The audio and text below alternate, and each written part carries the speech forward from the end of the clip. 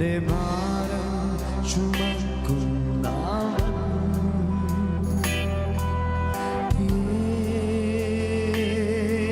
യേശു.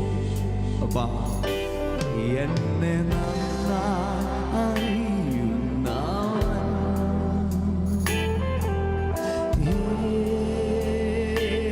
യേശു. എന്റെ ഭാരം ചുമക്കുന്നവൻ യേശു. എന്നെ നന്നായി അറിയുന്നവൻ മറ്റാരുമല്ല.